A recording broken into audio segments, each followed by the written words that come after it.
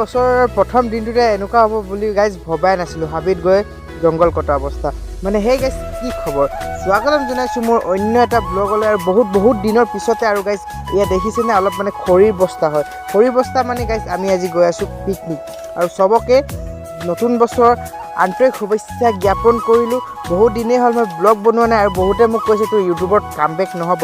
চ' এইবোৰ একেবাৰে ভুল, মই ইউটিউবত আহি আছোঁ, কিবা নতুন লৈ আহিম বুলি কৈছোঁ ন। ত' সেইবাবে অলপ টাইম লাগিছে আৰু মই অলপ কামত ব্যস্ত আছোঁ, সেইবাবে ব্লগটো কণ্টিনিউ কৰিব পৰা নাই। আৰু ইয়াত গাইজ আমি চাউণ্ড ল'ব আহিলোঁ, মানে গাইজ ক'লোৱেই আমি পিকনিক গৈ আছোঁ। ঘৰৰ ওচৰৰে এটা ইণ্টা ল'লোঁ, ইণ্টাৰ ওপৰত ত্ৰিপাল বান্ধি দিলোঁ আৰু এনেকৈ এসাঁজ থুলমূলকৈ ক'ৰবাত খাই আহোঁ। তাকে মাহঁতৰ লগতো, মাহঁতকো ভাল লাগিব, বছৰৰ প্ৰথম দিনটোতে কিবা এটা মাহঁতৰ লগত টাইম স্পেণ্ড হৈ যাব। তো আমি গাইজ এতিয়া পালোহি ডুমডুমা। তো ডুমডুমাত অলপ দেৰি ৰখিলোঁ, মানে ৰখি লৈছোঁ। আৰু মই কি পিন্ধিছোঁ দেখাই দিছোঁ, তেনে বিশেষ নাই আৰু চাৰ্ট পেণ্ট আৰু জোতা। তো গাইজ এতিয়া অলপ দেৰি ৰখি লওঁ, তাৰপিছে মেপ চাই গাইজ আমি আহি পাই গ'লোঁ এয়া ব্ৰিজৰ তলত। মানে ইয়া চাওক ডলা শদিয়া ব্ৰিজটো সেই ইয়াত দূৰত দেখিছেনে ইমান দীঘল।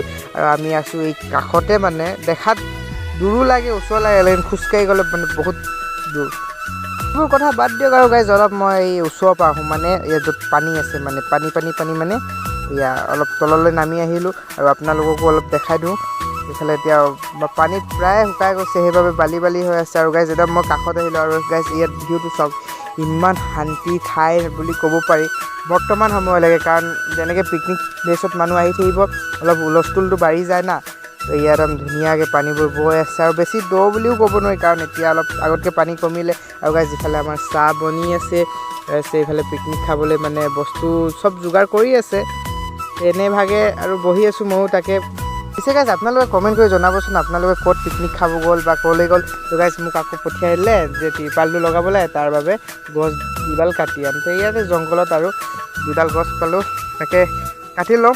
কটাৰ পিছত গাইজ এয়া লৈ ল'লোঁ গছৰ ডাল দাহ এইখিনি লৈ এতিয়া আকৌ যাওঁ আমাৰ পুনৰ য'ত গাড়ীখন আছে, কাৰণ অলপ দূৰত আছে ন। তো এয়া আহি গ'লোঁ আৰু ইয়াত ত্ৰিপাল লগাই ল'লোঁ। আৰু ত্ৰিপালত অকলে লগোৱা নাই, মানে সকলোৱে মিলি লগাইছে। আৰু মই ইয়াত ভিতৰত সোমাই ল'লোঁ আৰু সোমাই ধুনীয়াকৈ নাজাৰা চাই শুই আছোঁ, বহি আছোঁ, তেনেকৈ ইনজয়মেণ্টটো কৰি আছোঁ। কাৰণ আহিছোঁ যিহেতু ইমান দূৰৰ পৰা, অলপতো মজাটো কৰিব লাগে না। আমাক ক'লে যে যা পানী লৈ আহ, কাৰণ পানীৰ প্ৰয়োজন আছে।